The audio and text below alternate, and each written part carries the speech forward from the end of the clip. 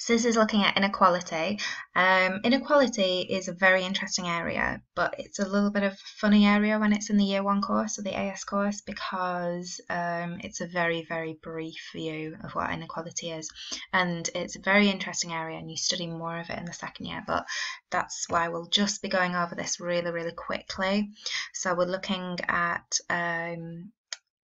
well, from this first one, it looks like looking at inequality, how it's kind of caused, but we'll be looking at what inequality actually means and why it could be considered market failure, although some people don't consider it to be market failure, so it comes down to a normative assessment really sometimes, and then we'll look at some of the policies to try and reduce this type of inequality as well, or inequality in itself.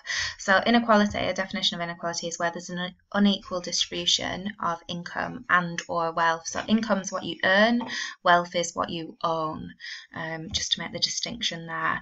And inequity is often a phrase that's used when you're reading about inequality. This means an unfair distribution of income and or wealth.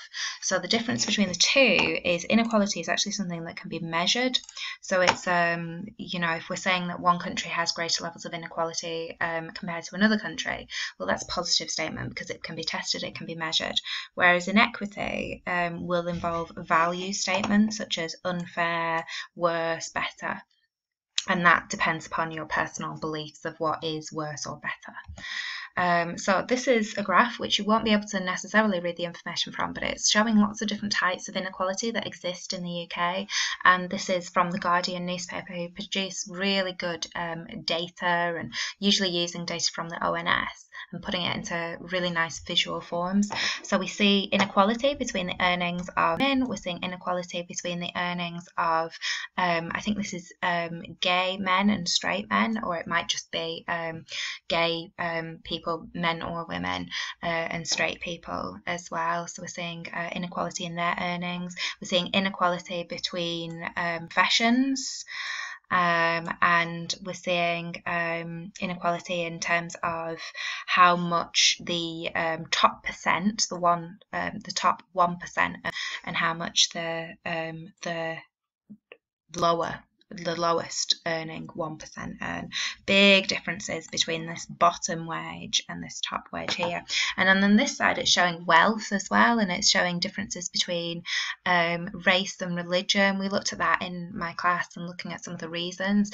A lot of the reasons for this will be sometimes different religions or people of different races are concentrated in different areas of the UK. And as you can see from this map, we have different values of homes.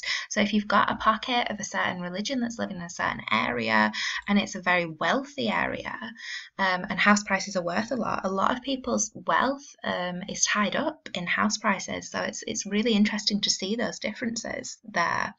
And this graph is very similar to the red graph, but this is looking about what the top, how much the top 1% of the wealthiest people, what percentage of the wealth that they own as well. So it's really interesting, and what this shows is there's lots of different types of inequality, but there's definitely inequality in this country. And then it gets really interesting in the second year of the course as well when you're comparing inequality across countries. So the bottom line is there is inequality between what people earn in this country and what people own in this country, and there are various ways of measuring it between gender, sexes, occupations, geographical location as well. But that, I just typed into Google inequality in the UK and I got that graph up, so you can have a look at it as well if you want to. So now just looking at whether inequality is market failure. So some people say, well, inequality is actually something that we need because different people work different amounts of times and have different skills, and we need to be able to reward those that are working maybe the most or are very efficient at their job. So we need inequality for the market to function and for there to be incentives for people to get rewarded. And this is sometimes the argument against more kind of socialist, communist kind of systems, that there wouldn't be very many incentives to work if everything was very equal. So that's the argument against intervening and making society more equal. This is the argument for. So I've got this slide from the one of the very first that I videoed, and it's about the fundamental economic problem, or the basic economic problem, which is scarce resources and unlimited wants. And so we have to make decisions about what to produce, how to produce, for whom are we going to produce. And I said right at the beginning that we're going to use the market system to be able to decide this demand and supply. And how are we going to know who wants to produce it? Well, those people that demand items, those are the people that are going to want the produce, and we're going to produce it for them, because if they buy the items that we're selling, we're going to get an economic reward.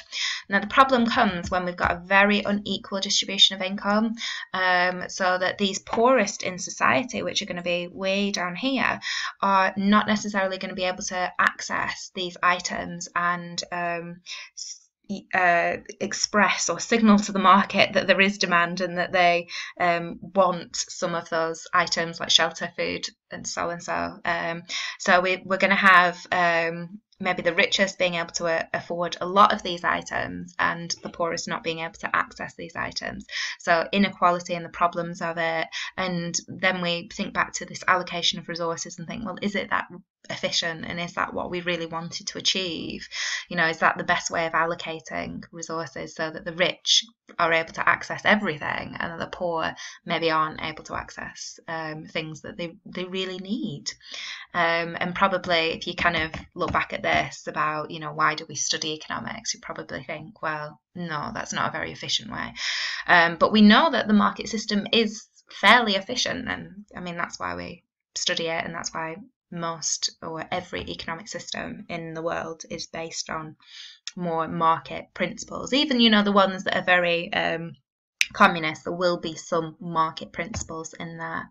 So how do we reduce inequality? Well, this is one of the policies that the government use, income tax, and this is called a progressive tax, because actually the more that you earn, the larger the tax rate. So not only do richer people or people that earn more pay more in tax, you know, we'd expect that if the tax rate was 10% for everybody, obviously 10% of £100,000 is more than 10% of £10,000, obviously. So we expect that the rich would pay more, but what I just described there was a proportional tax, but we actually in most countries have what we call a progressive tax. So actually the more that you earn, the larger the tax rate becomes, not just the amount you pay, although it will equate to a larger amount that you pay, but actually the rate, the percentage that you pay also increases.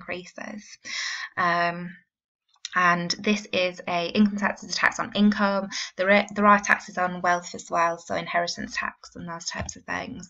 And we also have benefits as well. There are so many benefits in the UK, and I know the government are trying to simplify it through universal credits. But if you go onto the gov.uk website, which has so much information about so many interesting things, you can actually, I clicked on job seekers allowance and low income benefits because I thought, well, that sounds like a way to reduce inequality. And these are some of the different benefit payments, and I don't know what that is at all. So it's very, very interesting, and there's so many different categories there. So let's just review these specification objectives, because you might think they're a little bit vague. So we're going to without government intervention, we're likely to have an unequal or unfair, inequitable distribution of income and wealth.